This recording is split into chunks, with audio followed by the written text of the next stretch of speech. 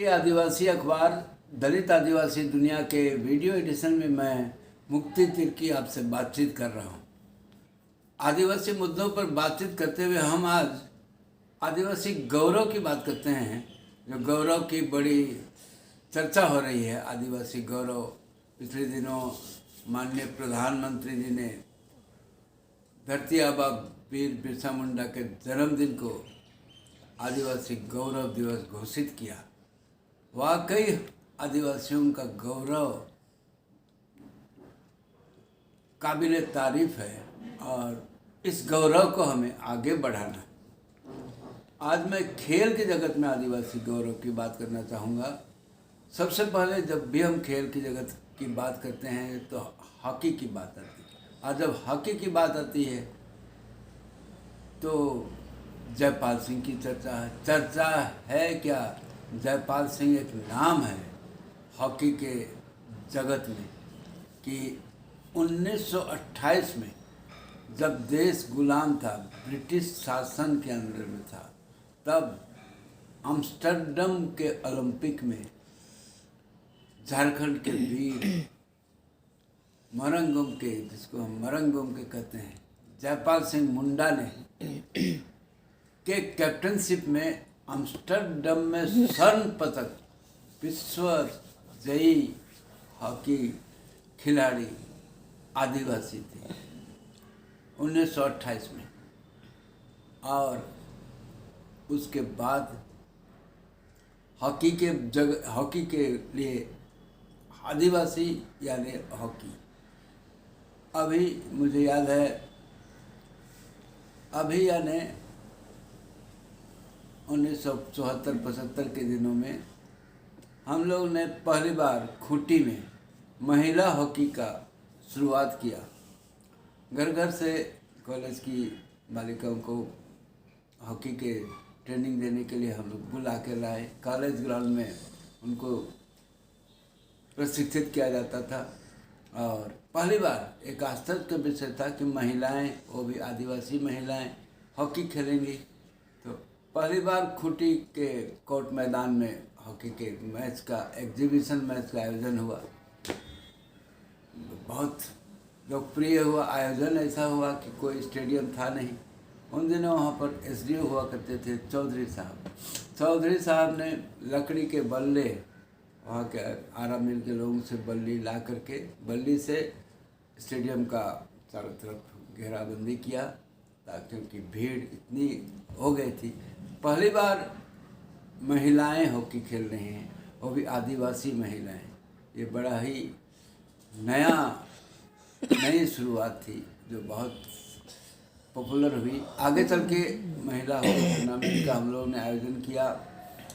Exhibition match Simdega में किया, exhibition match Lupungutu Chaibasa में किया, और आखिर में सेंट पॉल्स मैदान में रांची में इसका एग्जीबिशन मैच आपसी प्रयास से, जनता के प्रयास से, सरकार की कोई सहायता नहीं मिली, लेकिन महिला हॉकी की शुरुआत हुई आदिवासियों में।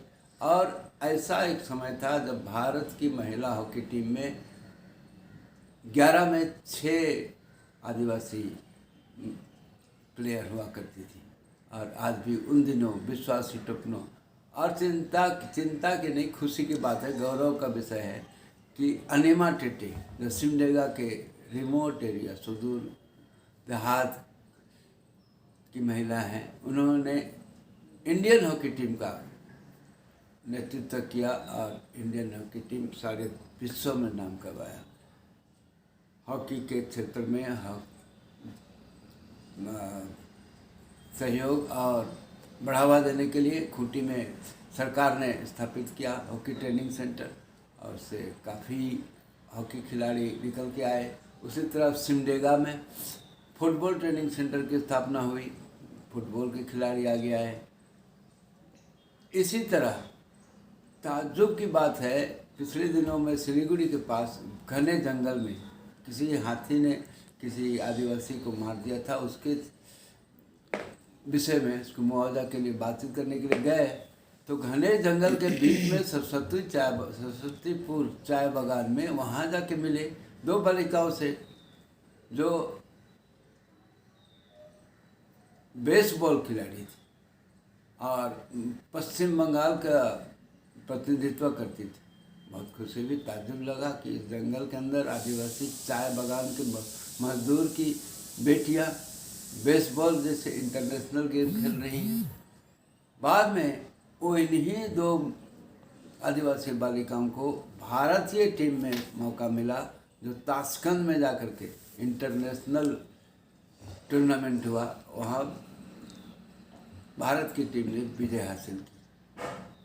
कहना नहीं होगा कि वाईचुंग भूटिया जो सिक्किम के हैं, अंतर्राष्ट्रीय फुटबॉल प्लेयर, वो भी आदिवासी हैं और उन्होंने भी फुटबॉल का ट्रेनिंग सेंटर एक जगह शुरुआत किया है उत्तर बंगाल में। और मेरी इस कार्यक्रम के जरिए निवेदन है कि आदिवासी गौरव को और प्रस्फुटित करने के लिए और खेलने के लिए आदिवासी बालक बालिकाओं को खेल कूद में सरकारी बढ़ावा सहयोग मिलना चाहिए।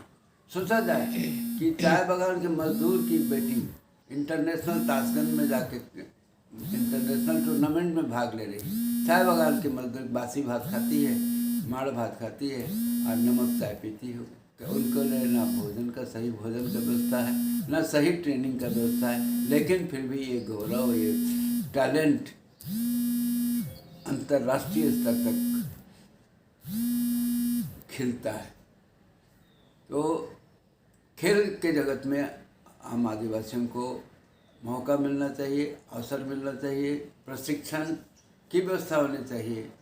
यही कहना चाहूँगा, सरकार से निवेदन करूँगा, पश्चिम चाय बागान के कंपनियों से निवेदन करूँगा कि चाय बागान में जो बालक बालिकाएं हैं उनको फुटबॉल और हॉकी के खेल में बढ़ावा देने के लिए उनको सहयोग दिया जाए।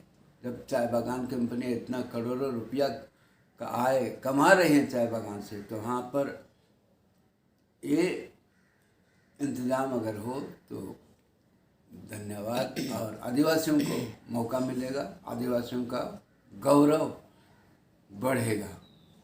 जय आदिवासी, जय हिंद।